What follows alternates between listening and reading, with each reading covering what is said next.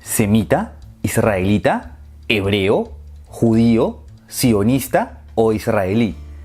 Términos similares, pero que no siempre son lo mismo, por lo que para entender a la perfección cada uno de estos términos no basta con leer en Wikipedia, sino tener una noción histórica y teológica de uno de los pueblos más controvertidos de la historia, el pueblo judío.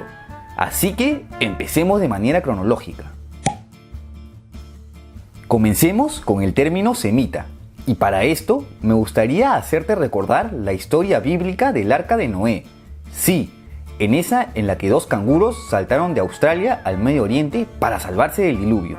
Según la tradición judeo-cristiana, los hijos de Noé, Cam, Sem y Jafet, repoblarían la tierra luego del diluvio y se dispersarían por el mundo entonces conocido. De los descendientes de Cam saldrían los africanos, de los de Jafet la raza aria y los de Sem la población del Medio Oriente. De aquí el nombre semita, que en la actualidad refiere no solo al pueblo judío, sino también a los pueblos de alguna lengua semita que se desarrollarían en el Medio Oriente, por lo que incluiría a los pueblos de habla hebrea, árabe, maltesa, amárico de Etiopía, entre otros.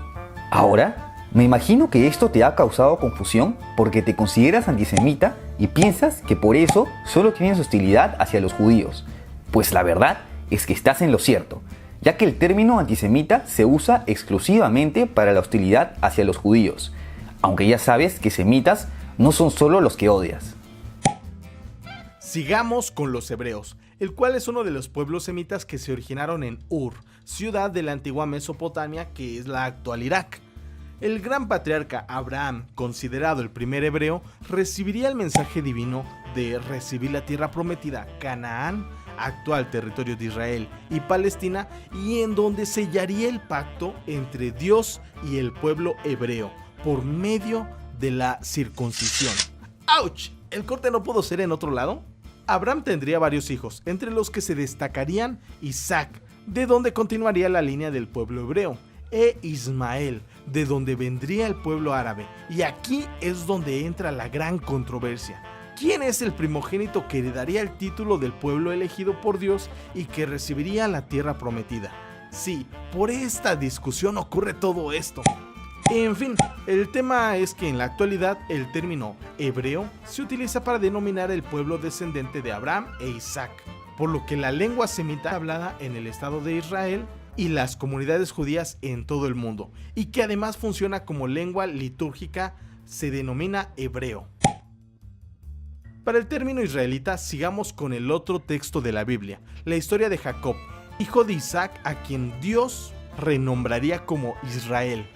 Jacob tuvo 12 hijos varones, de los cuales vendrían las 12 tribus de Israel, que poblarían el actual territorio de Israel, Palestina y parte de Jordania, Siria y Líbano. Estas tribus irían formando reinos que se unificarían alrededor del año 1030 a.C., formando el reino antiguo de Israel bajo el mando de los conocidos reyes Saúl, David y Salomón. De aquí el gentilicio de israelita, que eran los habitantes de este antiguo reino, y que si lees en toda la Biblia se usa este término y nunca el término israelí, por lo que en la actualidad no es que exista algún israelita vivo, aunque el término pueda ser usado como sinónimo de hebreo en vista en que ambos pueblos descienden de Abraham. El término judío, además de referir a un pueblo como los términos ya vistos, también incluyen una connotación religiosa y cultural, es decir, en la actualidad los judíos son tanto los que siguen las enseñanzas de la Torá como los que celebran el Hanukkah y el Yom Kippur, independientemente si son ortodoxos o no. Incluso existen judíos ateos, pero que aún así se identifican como parte del pueblo judío.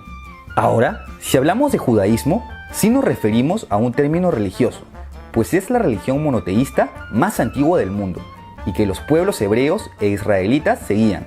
En la actualidad, esta religión es aún seguida por unos 14.3 millones de personas en todo el mundo. Regresando al término judío, como sabrás, luego de la caída del reino de Israel, ocurrieron varias diásporas que hicieron que los judíos se esparcieran por el mundo, por lo que no todos los judíos actuales son descendientes directos de los antiguos pueblos hebreos o israelitas. Sin embargo, Y ahora que hemos mencionado ya estos tres términos, en la actualidad aún se podría utilizar como sinónimos, por más que tengan orígenes históricos diferentes. ¡Wow! Espero no haberte confundido con esto. Con el término sionismo ya no nos referimos a un pueblo ni a una religión, sino a un movimiento político acuñado por el judío húngaro Theodor Herzl en su libro Der Judenstaat, en el que se fomentaba la inmigración judía a la tierra prometida, es decir, el actual Israel, y que, como vemos, a la fecha ha tenido resultado desde la creación del Estado de Israel. Aunque un sionismo extremo no se conformaría con el territorio actual, sino que se quisiera extender por el antiguo reino de Israel y reunir al resto de judíos en el mundo, lo que implicaría expulsar a los palestinos y tomar algunos territorios de Jordania, Líbano y Siria. Entonces, ¿todos los judíos son sionistas? Pues lo cierto es que no. Hay colectivos como el Neturei Karta que rechazan cualquier forma de sionismo en vista que creen que a los judíos se les prohíbe tener su propio estado hasta la llegada del Mesías e incluso abogan por la liberación de Palestina. Entonces, para ellos no van estos mensajes, ¿no? Así que ya sabes, si te indignan los abusos contra los palestinos, el término correcto no es malditos judíos, sino malditos sionistas.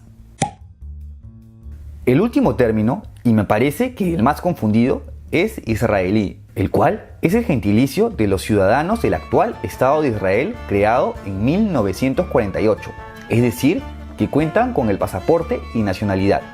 Por eso, repito, no confundir israelí con israelita. Al ser el actual Israel un Estado laico, no necesariamente todos los israelíes son judíos, y como ven, hay minorías considerables de musulmanes y cristianos. Asimismo, no todos hablan hebreo. Hay otro porcentaje considerable que habla árabe. ¿Ya ves la importancia de no confundir estos términos?